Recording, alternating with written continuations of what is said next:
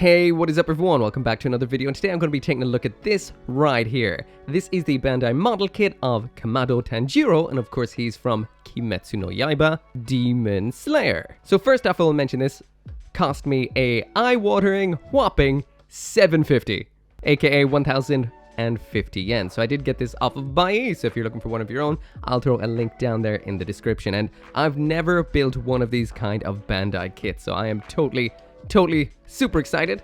So let's get right on into it. So cracking open the box, and I have opened this already because I wanted to see just how much effort is put into one of these kits, and it looks like not so much. A lot of the detail is here already printed onto the runners. His clothing, his eyes, his scar, I'm pretty sure that is all there. There is the face looking absolutely creepy and weird without the eyes. And we've got 1, 2, 3, 4, 5, 6 bags of runners up in here. So for this build, I'm going to keep it really simple. I'm just going to be using a hobby knife, mainly to open the bags, and a nipper. I'm not sure which one I'm going to use. I'm probably going to stick to the red god hand for this one. But besides that, I'm going to be doing it simply and effectively so you can kind of see just what you can get with minimal effort with a kit like this. Just in case you've never built one before and don't really have that much experience with this sort of model kit. So in the first bag here, we do have Runner C, which is just all of these parts here. So we've got some of the fleshy bits like the hands and the neck, white bits of his clothing, and his hair over here in that kind of cool shade of almost reddish brown, so accurate. In this bag, we also do have the stickers, which is my most dreaded part of this, and this is a lot more than I was expecting. Is the destroy kanji from his back actually just a sticker? Because that'd be pretty not cool. Next up, we've got the Nichirinto blade. Actually, it's the whole thing but the guard. There's a little bit of cardboard backing in here to protect that from getting damaged in transit. Inside of the next bag, we've got some of the bigger parts. It looks like a lot of the body, some of the feet as well. So a lot of dark parts in this that aren't really getting along with the background too great. But yeah, so far looking fairly simple. Next up then is the bags of parts that make up that green getup that he wears over his black getup. All the technical terms on here. These all seem to be labeled on the actual parts, which is quite handy. So this one you can see there says E9. So you're not going to get too confused. Is that on all of them? Yes, it is. Handy. And on to the last bag. So besides the stickers, this doesn't look so difficult, but I didn't actually know I was going to be sticking so many stickers on, so I'm going to have to grab a tweezers or a toothpick to attach them.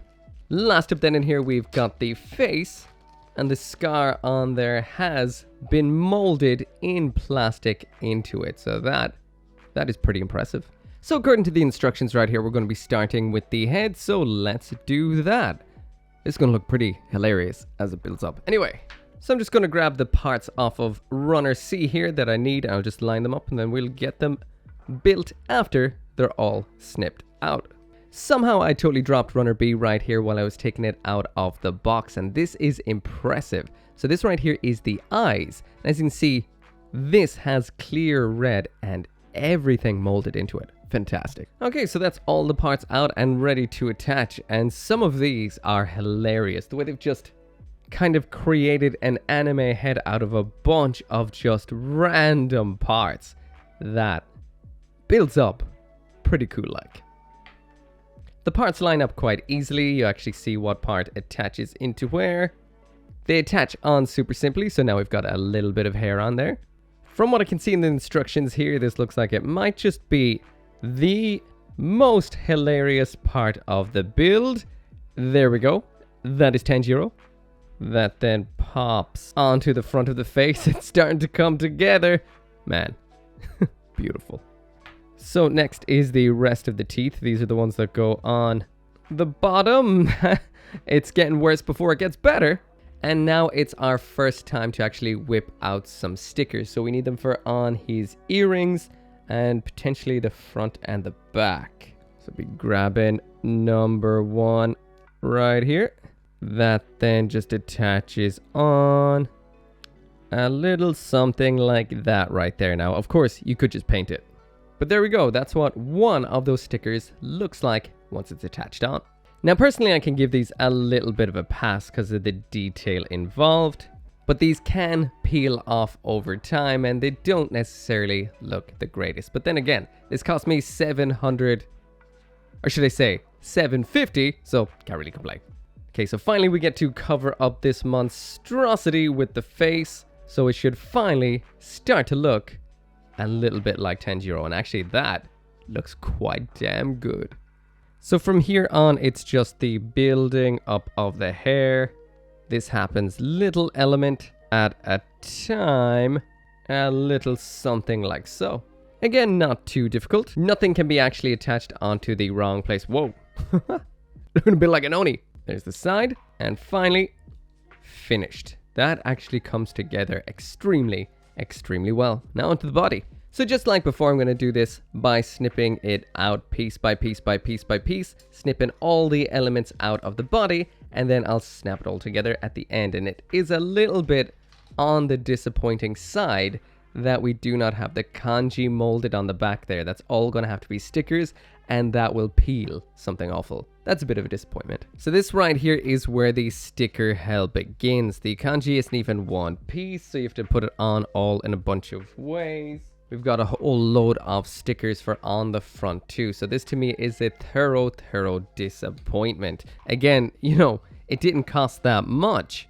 I do actually have the Nezuko one here as well. That cost a whole damn sight more. So hopefully that doesn't have as many stickers as this. So yeah, when it comes to these stickers then, this is a little bit of a sticker hell. So the kanji round back has a whole bunch of different elements you need to stick on, but the good thing is the detail underneath is raised. So that does mean attaching the sticker elements on is quite easy. You know where to put them just right. Also because this isn't one big sticker, it doesn't just go right across his back, kind of rest badly. It all just builds up very nicely, and in the end looks really clean. A lot better than I thought that it would. Around front then we've got a little bit of a lapel pocket thing or something on the left of the chest. We have 3 buttons, and debatably, well, definitely the worst aspect is the neck segment, because what we've got on that is a bunch of ridges around the throat neck area because of the way the sticker's been designed to go around an edge. But on the whole, for something with stickers, it doesn't look too bad. Of course, you'd be better off grabbing some gray off-white, or should I say off-white towards gray, paint in order to paint up all the detail on it, and it would look a whole damn sight cleaner. Anyway, continuing along with the build, and are you joking? Seriously, after sticking the sticker on his back, the instructions are telling me to absolutely pretty much cover it up. Well, you can kind of see it from below, but it's getting covered up.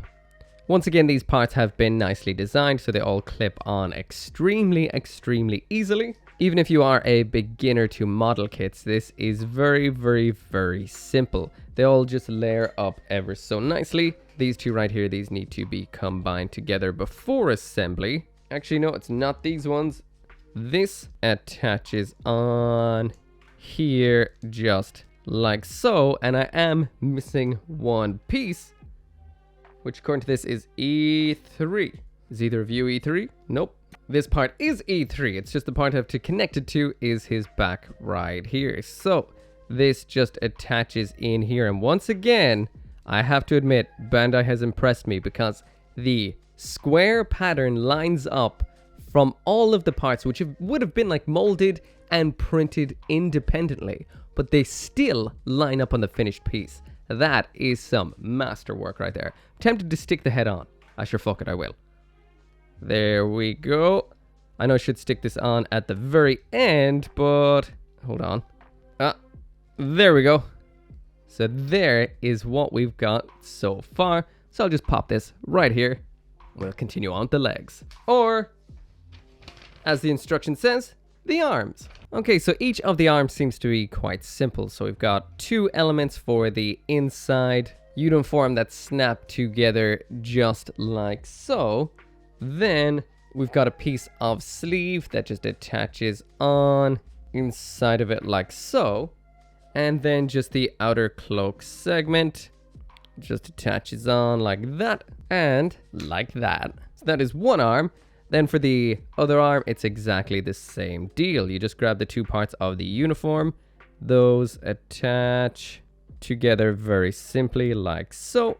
Sleeve piece pops in. The arm attaches in like that into the cloak segment, and finally like this. So both arms about the same amount of simple effort. Grabbing Tanjiro once again. This one attaches onto this side like so. So building up once again, looking fantastic with that squared pattern. This part then attaches in like that. So he's finally come together, and he just needs a pair of legs and a pair of hands too. Okay, so the legs aren't too difficult. We attach these two parts together just like so. We've got a little bit of a belt which attaches on like that right there. Apparently we need a sticker for attaching onto that. I'll leave these stickers till the end of the assembly. There's the other part of the belt. We've got two legs. That's the right leg and the left leg. The usual human routine. These attach together like that. The foot is two segments which attach together like so. And if I'm not mistaken, it almost seems like we've got a little bit of a ball joint swivel here on the foot, which is interesting. Probably to keep him from falling over on whatever you place him on, but that's cool. Leg the second, foot the second. So it attaches on the exact same kind of way. And then they should attach on to the bottoms like this. So that is number one right there. Number two right here, looking nice and dynamic. And this is pretty much Tanjiro almost complete. So there we go, looking good so far. So you're getting a decent idea of what size this is. So it's large enough. It's about, let's say, 14 centimeters tall. And it looks like we're going to need some ankle adjustments so he can stand up. There we go. So next up, the Nichirinto is in two parts. So that is the scabbard right here first, and then we'll be doing the blade afterwards. So let's get snipping it out. So finally putting together the parts of the Nichirinto. We've got the scabbard first. Once again, we do have a whole bunch of stickers, but I am going to leave those until last because I like to get the build out of the way first. So this just attaches on like so with its own little bit of sash. We've got a cap in silver plastic for the end, and this end as well. Don't worry, they have different fittings, so they can't actually be mixed up between the two. And then that just attaches in here onto the side of Tanjiro super simply like that. So when it came to the actual Nichirinto itself, basically, I couldn't get away with leaving the stickers on until, or should I say leaving the stickers off until it was put together, because some of them actually rest in underneath the hands. Now, these are definitely the worst stickers I've seen so far, mainly because they make up quite a bit of the detail on something that is a bit of a centerpiece, being the Nichirin sword itself. So there is some silver and red on them. The worst is the pommel, or whatever you call the end of a katana. That's just a bit of kind of grayish sticker that kind of has to fold around it, and what you get in the end, you know, it's not bad, but it's not the best. I guess we'll see how covered up it is by the actual stickers once it is put together. So we've got the sword like so, pops into the hand just like that.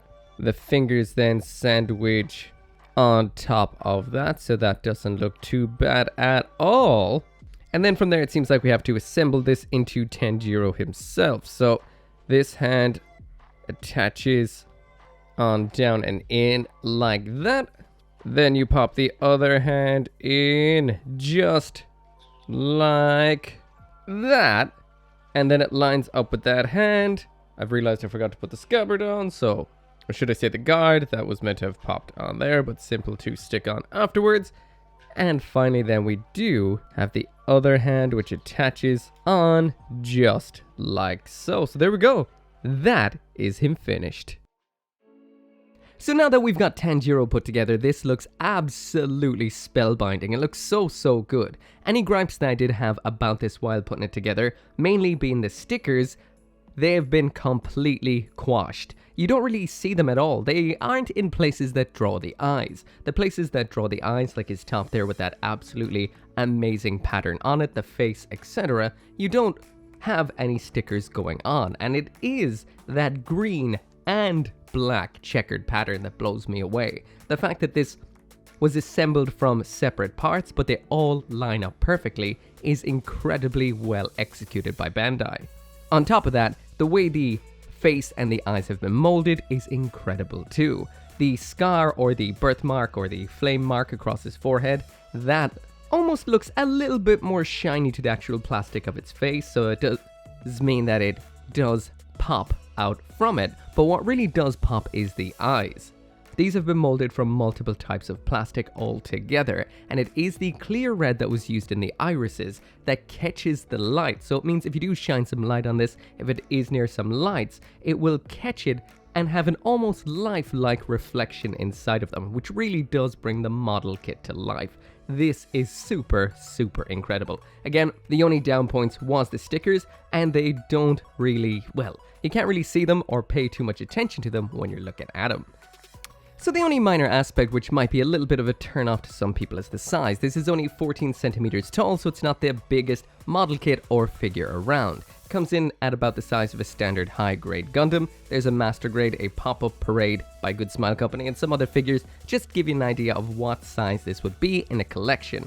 This is definitely on the smaller side, but for 1,000 yen, which I paid for it, or 750, that's a whole lot of kit for a very little amount of money. This would look perfect on a desk, beside your computer, somewhere like that, somewhere a little bit more personal. But at the end of the day, the question is, does this do what it needs to do and capture the awesomeness of Tanjiro without a single doubt? This has so much life, it looks awesome, it's so much fun to build, and it is nice and simple if you've never built a kit like this before. I highly recommend. Anyway, as always, thank you so much for watching. I'll throw a link to BUYEE down there in the description. As always, make sure to come back for more model kit reviews, and I'll see you next time. Once again, this video right here, and none of these videos would be possible without each and every single one of you guys who watches my videos, and special thanks to those of you who are supporting me over on Patreon and here on the channel memberships, including 10 Soldier YT, Caleb Engelhart, Dashil Marmion, Go Little Rockstar, Joe, Lauren Sehak, Org59061, and Van Fawn.